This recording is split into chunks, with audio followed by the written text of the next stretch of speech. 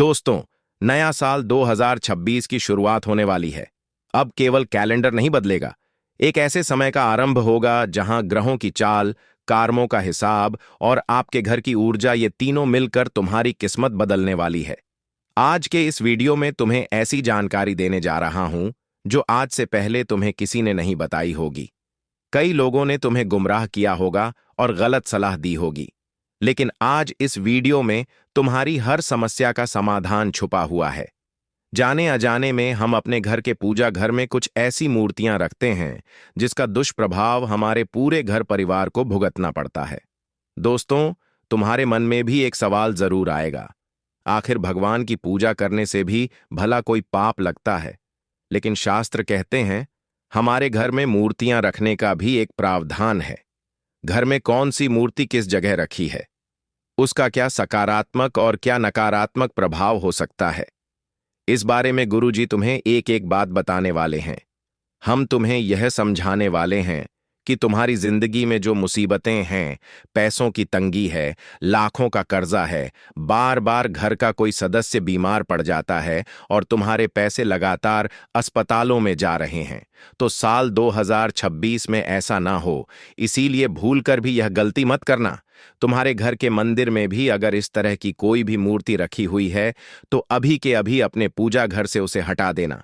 यूं तुम अपनी मुसीबतों के चलते कई उपाय करते हो, कई बाबाओं से मिलते हो, तांत्रिकों के चक्कर में पड़ जाते हो, लेकिन पैसा बर्बाद होने के अलावा तुम्हारे हाथ कुछ नहीं लगता। लेकिन आज की वीडियो तुम्हें सच्चाई बताने वाली है और तुम्हारे होश उड़ाने वाली है। अगर तुम भी राधे रानी के सच्चे भक्त हो तो जल्दी से वीडियो को लाइक कर देना और कमेंट बॉक्स में सच्चे मन से जो भी राधे राधे लिखेगा, आज उसे मेरी बड़ी कृपा मिलने वाली है।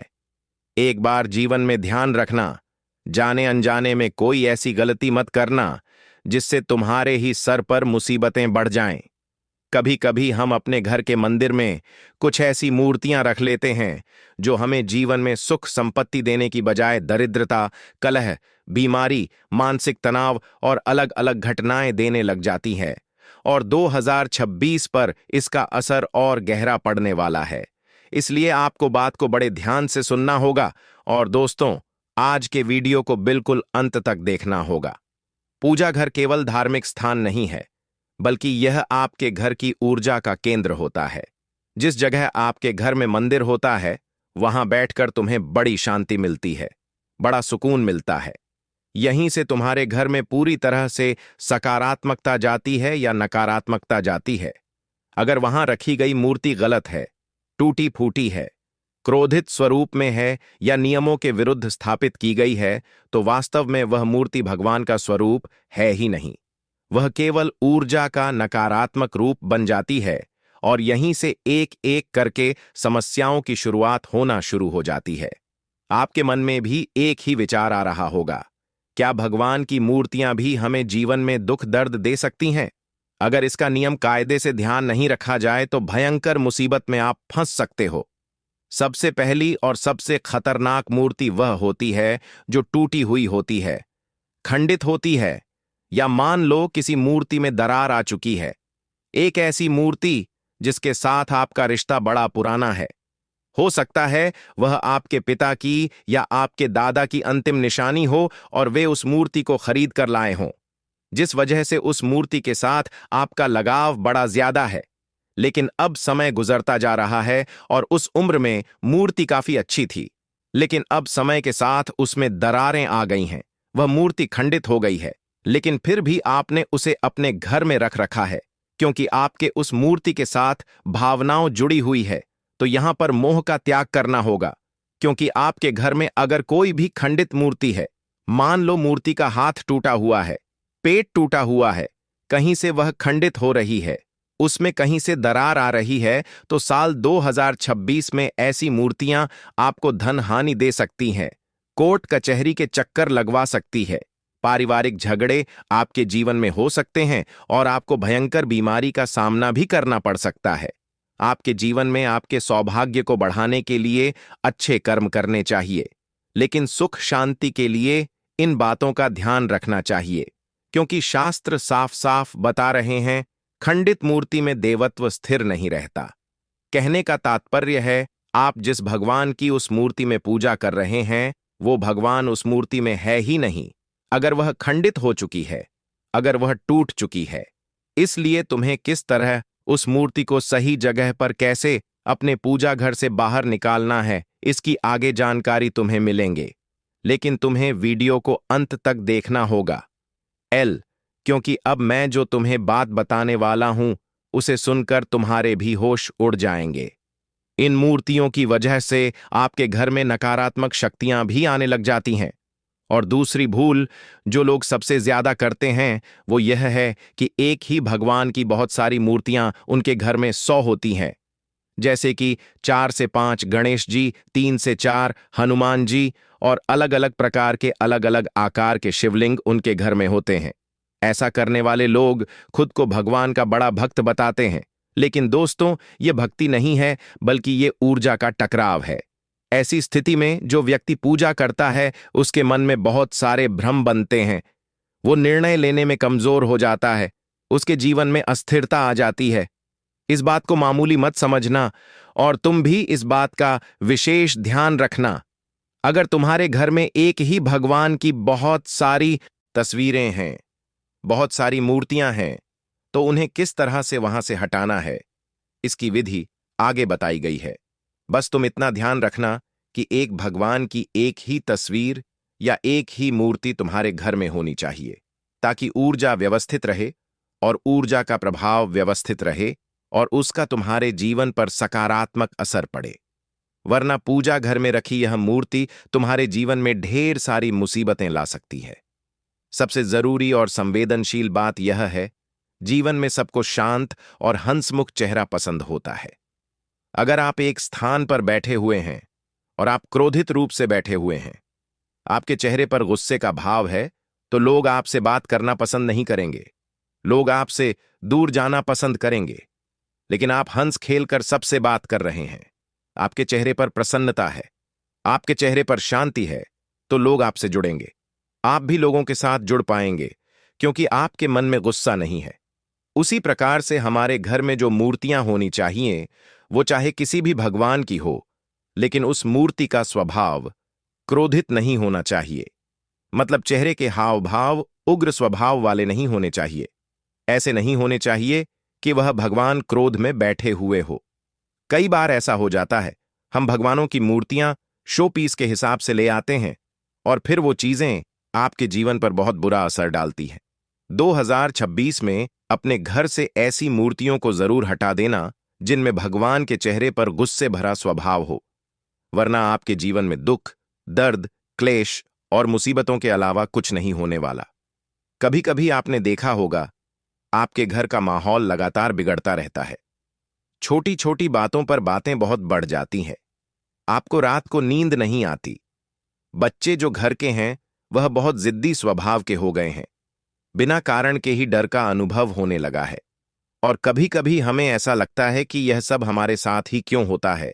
वास्तव में गलती भी आपकी है। यही सबसे खतरनाक स्थिति है। आप इतना ध्यान रखना, ऐसी मूर्तियां धीरे धीरे आपके घर के पूजा घर की ऊर्जा को कब्रिस्तान में भी बदल सकती है। यही कारण है कि पूजा करने के बाद भी आपका मन शांत नहीं रहता है। आपके काम बनते बनते बिगड़ जाते हैं। जीवन में एक समस्या बार बार आती है और 2026 में विशेष रूप से इसका प्रभाव बढ़ने वाला है, क्योंकि शनि राहु दोनों कर्म और भ्रम से जुड़े हुए ग्रह और गलत पूजा वस्तु सीधे कर्मों पर प्रहार करती है। इसीलिए अगर आप चाहते हैं कि 2026 में आपको यह मूर्तियां सही और शुभ फल दें, तो सबसे पहले आपको यह समझना होगा कि हर मूर्ति घर में रखने योग्य नहीं होती और हर भगवान का हर स्वरूप घर के मंदिर के लिए उचित नहीं होता। आगे वीडियो में हम आपको बताएंगे कौन सी मूर्ति आपको घर में रखनी है और गलती हुई है तो हटाने की सही विधि भी बताएंगे। सुरक्षित तरीका भी बताएंगे ताकि आपको कोई दोष न लगे, ताकि आपको कोई पाप न लगे और आपकी पूजा का पुण्य भी आपको पूरी तरह से मिलता रहे। बस इतना ध्यान रखना, 2026 में वही मूर्तियां आपके जीवन में बाधा बनेगी जो आगे वीडियो में हम बता रहे हैं। देखिए, भगवान शिव यानी भोलेनाथ, उनके हर स्वरूप को घर में पूजा घर में रखना उचित नहीं होता। जैसे कई बार कुछ मूर्तियां होती हैं जिसमें महादेव तांडव कर रहे होते हैं, रौद्र रूप में होते हैं, खुले श्मशान में बैठे हुए होते हैं। ऐसी मूर्तियां घर में नहीं रखनी है। इससे आपको मानसिक अशांति मिल सकती है, काम बिगड़ सकते हैं, नींद की समस्या हो सकती है। इसी तरह बहुत सारे लोग एक से ज्यादा शिवलिंग घर में रख लेते हैं, वो भी गलत है। ऐसा बताया गया है कि शिवलिंग घर में रखा जा सकता है, लेकिन सिर्फ एक, और उसका आकार आपके अंगूठे के आकार से बड़ा नहीं होना चाहिए। दूसरी सबसे बड़ी बात, मां काली की काली माता अत्यंत शक्तिशाली है, लेकिन उनका उग्र स्वरूप खप्पर लिए रक्तपान करते हुए या बहुत डरावने स्वरूप में कोई मूर्ति है तो वह आपको अपने घर में नहीं रखनी है। ऐसा करने से आपके गृहस्थ जीवन पर बहुत बुरा असर हो सकता है। यह बात ध्यान रख लेना। आपके बच्चों के मन में भी डरा सकता है, महिलाओं के मन में भी अनजानी बेचैनी हो सकती है और नकारात्मक सोच बढ़ सकती है। साथ ही साथ जहां बात माता जी की होती है, महादेव की होती है, वह बात भैरवनाथ की जरूर होती है, और सबके अपने अपने कुल के भैरव बाबा होते हैं। भगवान भैरव की मूर्ति, भैरव बाबा का मुख्य रूप से पूजन जो होता है वह साधना स्थलों पर होता है, मंदिरों में होता है। लेकिन फिर भी घर में पूजा, घर के अंदर भैरव बाबा की मूर्ति आप रखना चाहते हैं, तस्वीर रखना चाहते हैं, तो वही आपको ध्यान रखना है कि उनके चेहरे पर क्रोध का भाव नहीं होना चाहिए। ऐसा अगर होता है तो इतना ध्यान रखना, आपके जीवन में चोट लग सकती है, वाहन समस्या आ सकती है, कानूनी उलझने हो सकती है। इसी तरह भगवान नरसिंहा का उग्र स्वरूप जिसमें वे हिरण्यकश्यप का अंत कर रहे हैं, ऐसी तस्वीर भी आपको घर में नहीं रखनी चाहिए। इससे घर में संघर्ष बढ़ता है और आक्रोश की ऊर्जा पैदा होती है। बहुत सारे लोग शनिदेव की मूर्ति भी घर में रखते हैं, लेकिन शास्त्रों में स्पष्ट तौर पर कहा गया है कि शनि की मूर्ति घर में रखने से कामों का बोझ तेजी से सक्रिय हो जाता है, और 2026 में तो इसका प्रभाव कई गुना बढ़ने वाला है, जिससे मेहनत तो बहुत ज्यादा होगी और फल बहुत कम हो जाएंगे। इसलिए आप इस बात का ध्यान रखना कि शनिदेव की तस्वीर भी आपको घर में नहीं रखनी है। आप उनके मंदिर जाकर उन्हें तेल अर्पित कर सकते हैं, इससे आपको लाभ जरूर होगा। सबके घर में विघ्नहर्ता गणेश जी जरूर होते हैं, लेकिन अगर उनकी सुंड दाईं ओर मुड़ी हुई है तो यह तांत्रिक गणेश माने जाते हैं और साधारण गृहस्थी के लिए उपयुक्त नहीं होते। 2026 में ऐसे गणेश की पूजा से मन अशांत रह सकता है और निर्णय गलत हो सकते हैं। इसलिए दोस्तों, आप इस बात का विशेष ध्यान रखें कि आपके घर में जो गणेश जी होनी चाहिए उनकी सुंड बाईं ओर होनी चाहिए। एक और बड़ी गलती जो लोग सबसे ज्यादा करते हैं, जो लोग परलोक सिधार चुके हैं, जिनकी मृत्यु हो चुकी है, उनसे जुड़ी हुई चीजें वे अपने पूजा घर में रख लेते हैं। वे उन्हें उनकी निशानी मानते हैं, उनकी यादगिरी मानते हैं, लेकिन 2026 में इसका आपके स्वास्थ्य पर, भाग्य पर सीधा असर हो सकता है। दोस्तों, जीवन में एक बात याद रखना, भगवान का नाम लेने से पहले उनका स्वरूप समझना बहुत जरूरी है। हर शक्ति को संभालने की क्षमता हर घर में नहीं होती, और गलत स्वरूप की मूर्ति भक्ति नहीं बल्कि परीक्षा बन जाती है। अब आगे वीडियो में हम आपको बताने वाले हैं, अगर आपको इस बात का अंदाजा हो चुका है कि मेरे घर में किन भगवान की गलत तस्वीर, गलत मूर्ति है, कौन सी मूर्ति खंडित है, अब आपके मन में तो एक ही सवाल आ रहा होगा, आखिर मैं इसे अपने घर से कैसे हटा सकता हूं? आखिर मैं कैसे अपने घर को दोष मुक्त बना सकता हूं? और किस तरह से मैं अपने जीवन में सौभाग्य, धन और शांति ला सकता हूं? तो वीडियो के साथ बिल्कुल अंत तक बने रहना। सबसे जरूरी बात गुरुजी बताने जा रहे हैं दोस्तों, बात को बड़े ध्यान से सुनना। अगर गलती से उनके घर में ऐसी गलतियां हो चुकी हैं तो 2026 में खतरा बने, उससे पहले ही आप उन्हें हटा दीजिए। अब उन्हें हटाएंगे आप कैसे, ताकि पाप भी ना लगे, दोष भी ना लगे और भगवान आपसे नाराज भी ना हो? तो सबसे पहले यह समझना बड़ा जरूरी है कि किसी भी मूर्ति को तुम्हें कूड़े में नहीं फेंकना है, तोड़ना नहीं है, अपमानजनक तरीके से हटाना नहीं है, वरना और ज्यादा दोष आपको लग सकता है और ज्यादा मुश्किलें आपके जीवन की बढ़ सकती हैं। ऐसा करने से पूजा का पुण्य पूरी तरह से समाप्त हो सकता है। यह बात समझ लेना, आपके जीवन में ढेर सारी गिरावट आनी शुरू हो जाएगी। इसलिए सबसे सही और बेहतरीन तरीका है कि मूर्ति हटाने के एक दिन विशेष तौर पर आप इस बात का ध्यान रखें कि मुझे इस काम के लिए एक दिन निकालना है और तारीख तय कर लीजिए। जब भी आप बिल्कुल फ्री हो, जब भी आपके पास कोई काम ना हो, क्योंकि इसे ध्यान से करना बेहद जरूरी है। खास तौर पर अगर आप शनिवार का दिन चुनते हैं, अमावस्या का दिन चुनते हैं या किसी महीने का अंतिम दिन चुनते हैं तो ज्यादा बेहतर रहेगा। उस दिन सुबह स्नान करके साफ कपड़े आपको पहनने हैं। पूजा घर में दीपक जलाना है। हाथ जोड़कर साफ शब्दों में भगवान से क्षमा मांगनी है कि हे प्रभु, हे मरे ईश्वर, अनजाने में जो मुझसे गलती हुई उसके लिए मैं आपसे क्षमा चाहता हूं। मैं यह मूर्ति श्रद्धा के साथ विदा कर रहा हूं और इस मूर्ति को मैंने बरसों से पूजा है और आज मैं इसे अलविदा कह रहा हूं। सही जगह पर विसर्जित करने वाला हूं और मुझसे कुछ गलती हो तो मुझे माफ करना। इसके बाद मूर्ति को साफ लाल या पीले कपड़े में लपेटना है। उस पर थोड़े से चावल और फूल रखने हैं और अगर संभव हो तो किसी बहते हुए जल में, किसी नदी सरोवर में उसे विसर्जित कर देना है। अगर यह संभव ना हो तो पीपल बर्गर या मंदिर परिसर में श्रद्धा से आप रखकर भी आ सकते हैं, लेकिन कभी भी घर के किसी कोने में, स्टोर रूम में या अलमारी के अंदर उसे मत रखना। यह बहुत बड़ा ऊर्जा दोष बन जाएगा और आपके जीवन में यह बहुत सारी मुश्किलें रहेगा। अब बात करते हैं साल 2026 में कौन सी मूर्तियां घर में रखाने से जीवन में अच्छे अच्छे बदलाव हो जाएंगे। अभी तक तो हमने आपको बताया कौन सी मूर्तियां नहीं रखनी चाहिए, लेकिन अब हम आपको बताने वाले हैं कि कौन सी मूर्तियां आपको शुभ परिणाम देने वाली है, आपकी किस्मत को चमकाने वाली है। बात को बड़े ध्यान से सुन लेना। भगवान गणेश की शांत बैठी हुई बाईं और सुंड वाली मूर्ति देखिए। भगवान गणेश जो है वह विघ्नहर्ता है, प्रथम पूज्य है। यह हमारे जीवन में बुद्धि, धन और निर्णय शक्ति को मजबूत करते हैं। इसीलिए आपको इस तरह की गणेश जी की मूर्ति अपने घर में जरूर लाने चाहिए, उनकी पूजा करनी चाहिए, आपको लाभ जरूर होगा। दूसरी सबसे शुभ मूर्ति है भगवान विष्णु की या लक्ष्मी नारायण की सौम्य मूर्ति। यह घर में स्थिर धन, पारिवारिक शांति और रिश्तों में मिठास लाती है। आपको लक्ष्मी नारायण दोनों साथ में रखने हैं। बहुत सारे लोग सिर्फ नारायण की तस्वीर ले आते हैं या सिर्फ माता लक्ष्मी की मूर्ति से आते हैं, लेकिन इन दोनों की अलग अलग पूजा नहीं होती, यह एक साथ पूजे जाते हैं। यह बात ध्यान रख लेना, तभी आपको लक्ष्मी नारायण का फल मिल पाएगा। तीसरी और सबसे प्रभावशील जो चीज मानी जाती है वो है भगवान शिव की ध्यान मुद्रा वाली मूर्ति या शिव परिवार की संयुक्त तस्वीर। एक ऐसी तस्वीर जिसमें पूरा शिव परिवार हो, जिसमें उनके दोनों पुत्र हों, पांचों बेटियां हों, माता पार्वती हो, नंदी भगवान हो, मोषक देव हो। ऐसे संयुक्त परिवार की तस्वीर आपको लेकर आनी है। उससे आपको जबरदस्त फायदा ही फायदा देखने को मिल सकता है। साल 2026 में एक बहुत बड़ा रहस्य यह भी है कि बहुत छोटी लेकिन साफ सुथरी धातु की मूर्ति बड़े पत्थर की मूर्ति से ज्यादा प्रभावशाली होती है, क्योंकि ऊर्जा फैलती है, दबती नहीं है। पूजा कर्म मूर्तियों की संख्या आपको सीमित रखनी है।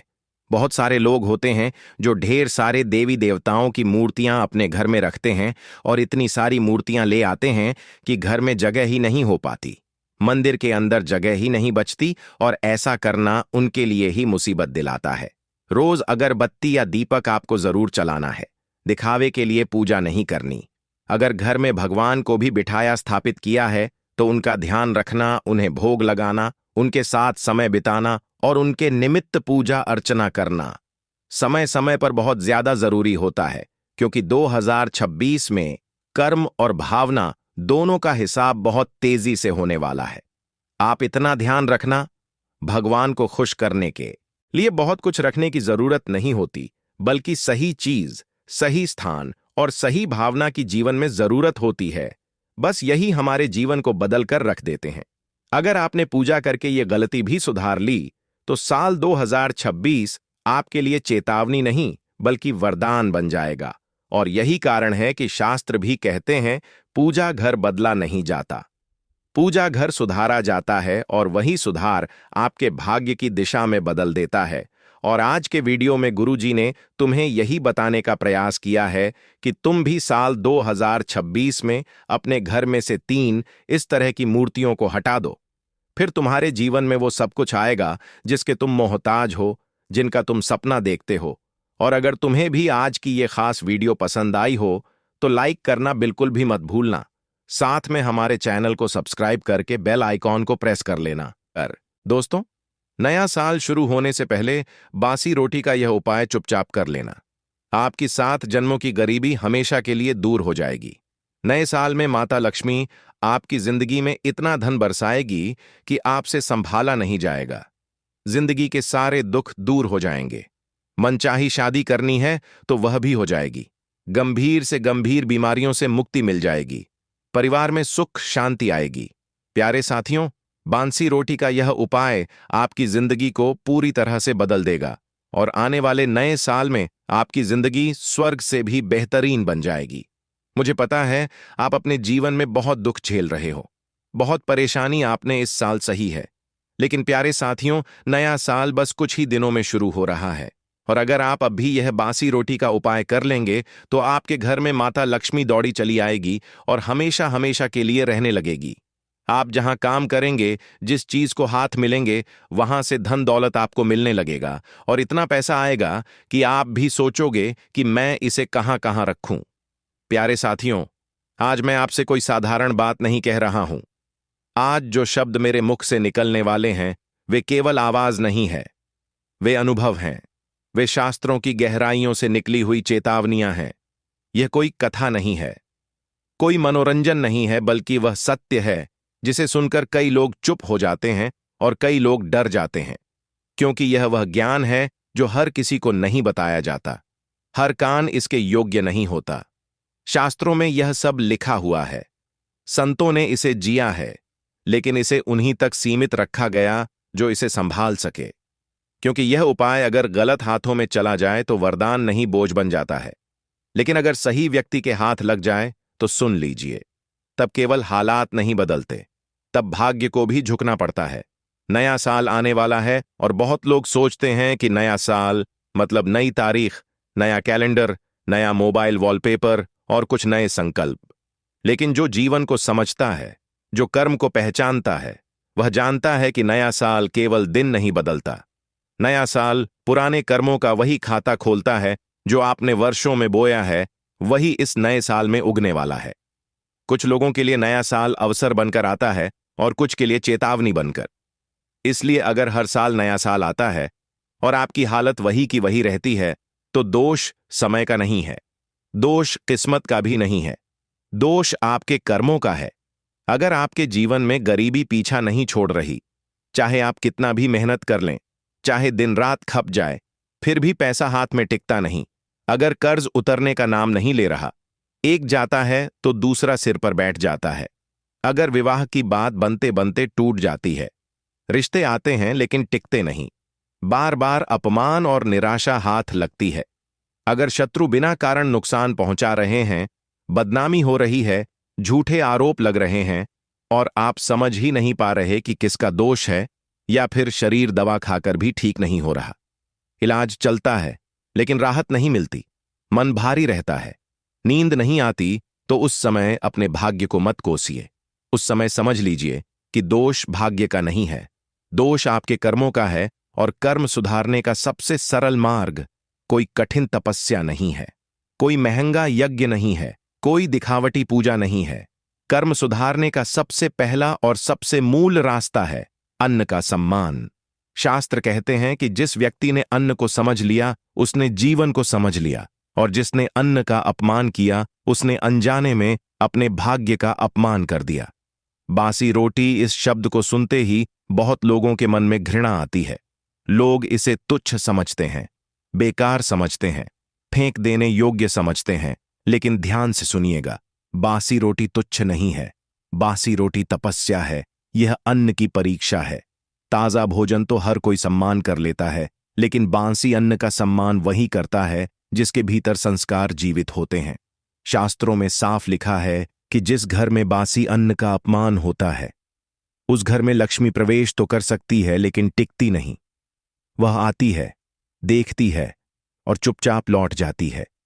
और इसके उलट जिस घर में बासी अन्न का सदुपयोग होता है, जहां रोटी को केवल पेट भरने की चीज नहीं बल्कि ईश्वर का प्रसाद माना जाता है, वहां दरिद्रता डर कर भागती है।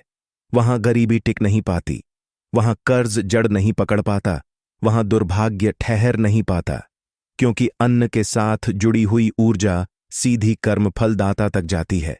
लेकिन ध्यान रखिए, यह कोई हल्का उपाय नहीं है, यह कोई खेल नहीं है। इसलिए इसे करने से पहले कुछ कठोर नियम है, जिन्हें तोड़ दिया तो उपाय निष्फल ही नहीं होगा, उल्टा प्रभाव भी दिखा सकता है। पहला नियम, यह उपाय गुप्त रहेगा। जिस दिन आपने किसी को बता दिया, उसी दिन इसका प्रभाव टूटने लगता है। दूसरा, इसे हंसी-मजाक में नहीं करेंगे, क्योंकि कर्म मजाक नहीं समझता। तीसरा, मोबाइल हाथ में लेकर वीडियो देखते हुए, बातें करते हुए यह उपाय नहीं होगा। चौथा, इसे करते समय मन में जरा सा भी संशय आया कि पता नहीं होगा या नहीं, तो उसी क्षण उपाय की शक्ति समाप्त हो जाती है। और पांचवा नियम, यह उपाय वही करें जो सच में परेशान है, दिखावे के लिए नहीं। याद रखिए भाइयों और बहनों, ईश्वर शब्द नहीं देखता, भावना देखता है। कर्म दिखावा नहीं समझता, नियत समझता है, और अन्य कभी झूठ स्वीकार नहीं करता। भाइयों और बहनों, अब मैं जिस विषय पर बोलने जा रहा हूं वह केवल धन का नहीं है, यह केवल उधार का नहीं है। यह उस पीड़ा का विषय है जिसे वही समझ सकता है जिसने कर्ज का बोझ अपने सीने पर रखा हो। कर्ज केवल जेब को खाली नहीं करता, कर्ज इंसान की आत्मा को भी तोड़ देता है। कर्ज वाला आदमी दिन में हंसता है, लेकिन रात को जागता है। उसके घर में सब कुछ होता है, फिर भी शांति नहीं होती। और सबसे बड़ी पीड़ा यह होती है कि वह चाहे कितना भी मेहनत कर ले, पैसा आता है और फिसल जाता है, जैसे हाथ में रेत। शास्त्र कहते हैं, कर्ज केवल आर्थिक समस्या नहीं है, यह पूर्व जन्मों के कर्मों का बंधन होता है। इसीलिए कई बार ऐसा होता है कि आदमी ईमानदार होता है, मेहनती होता है, फिर भी कर्ज उतरता नहीं, क्योंकि वहां हिसाब इस जन्म का नहीं चल रहा होता। वहां पुराने कर्म अपना हिस्सा मांग रहे होते हैं, और जब तक कर्म से कर्म नहीं काटा जाता, तब तक पैसा पैसा काटने से कुछ नहीं होता। अब ध्यान से सुनिए, कर्ज से मुक्ति का यह उपाय कोई जादू नहीं है, यह कर्म का संतुलन है। इसमें ना तंत्र है, ना दिखावा है, ना ऊंची आवाज में मंत्र है। यह उपाय चुप्पी से किया जाता है, क्योंकि कर्ज की जड़ भी चुपचाप ही घर में बैठी होती है। यह उपाय शनिवार की सुबह किया जाता है। शनिवार कर्म फलदाता का दिन। उसी दिन जब इंसान अपने कर्म को स्वीकार करता है, तभी शनि कृपा करते हैं। सुबह सूरज निकलने से पहले उठना है। उस समय वातावरण शुद्ध होता है और मन अब भी संसार के बोध से भरा नहीं होता। अब एक बासी रोटी लीजिए। ध्यान रखिए, वही रोटी जो रात की बची हुई हो, वही रोटी जिसमें आपके घर की ऊर्जा बसी हो। बाजार की रोटी नहीं, होटल की रोटी नहीं, अपने घर की। अब उस बासी रोटी पर काले तिल रखिए। काले तिल कोई सामान्य दाना नहीं है। शास्त्रों में काले तिल को कर्ज का भक्षक कहा गया है। काले तिल कर्मों का भार अपने ऊपर ले लेते हैं। इसलिए हर पितृ कर्म, हर शनि दोष, हर कर्ज मुक्ति में काले तिल का प्रयोग होता है। यह केवल प्रतीक नहीं है, यह ऊर्जा का माध्यम है। अब उस रोटी को लेकर घर से बाहर जाइए। किसी को बताए बिना रास्ते में किसी से बात नहीं करनी है। मोबाइल हाथ में नहीं होना चाहिए। मन शांत रखें। सीधे पीपल के पेड़ के पास जाइए। पीपल वह वृक्ष है जहां पृथ्वी की नकारात्मक ऊर्जा खींच कर चली जाती है। पीपल के नीचे बैठा हुआ कर्म कभी खाली नहीं जाता। पीपल के नीचे उस बासी रोटी को रख दीजिए। और अब ध्यान से सुनिए। बोलना बहुत कम है, ऊंची आवाज में कुछ नहीं कहना, केवल मन ही मन या बहुत धीमे स्वर में इतना कहना है, हे कर्म फलदाता, मैंने जाने या अनजाने जो भी कर्म किए, उनके कारण जो बंधन मुझ पर चढ़ा है, उसे अब काट दीजिए। मैं कर्ज नहीं, कर्तव्य निभाना चाहता हूं। बस इसके बाद वहां खड़े नहीं रहना है, पीछे मुड़कर नहीं देखना है। ये पीछे न देखना बहुत बड़ा संकेत है। इसका अर्थ है जो चला गया उसे वापस मत बुलाओ। जैसे ही आप पीछे देखते हैं, आप फिर उसी समस्या से जुड़ जाते हैं। अब समझिए, इसका फल इस उपाय के बाद चमत्कार यह नहीं होगा कि अगले दिन लॉटरी लग जाएगी। नहीं, शास्त्र ऐसा झूठ नहीं सिखाते। चमत्कार यह होगा कि रास्ते खुलने लगेंगे, कहीं से पैसा आने का मार्ग बनेगा, कोई रुका हुआ भुगतान वापस आएगा, कोई ऐसा व्यक्ति मदद करेगा जिसकी आपने कल्पना नहीं की होगी। कई बार उधार देने वाला स्वयं शांत हो जाता है। कई बार कर्ज चुकाने की व्यवस्था अपने आप बनने लगती है और सबसे बड़ा चमत्कार यह होता है कि अब पैसा टिकने लगता है, आय और व्यय के बीच संतुलन आने लगता है, मन का बोझ हल्का होने लगता है। लेकिन एक बात याद रखिए, भाइयों और बहनों, यह उपाय केवल वही फल देता है जो अंदर से टूट चुका हो, लेकिन झूठा ना हो। जो कर्ज लेकर ऐश करता है उसके लिए यह उपाय नहीं है। जो मेहनत से भागता है उसके लिए यह उपाय नहीं है। यह उपाय उसके लिए है जो कर्ज से शर्मिंदा है, जो रात को ईश्वर से रोता है और जो सच में मुक्त होना चाहता है। शनिदेव दंड नहीं देते, वे सुधार का अवसर देते हैं, और जब इंसान झुकता है तभी शनि पिघलते हैं।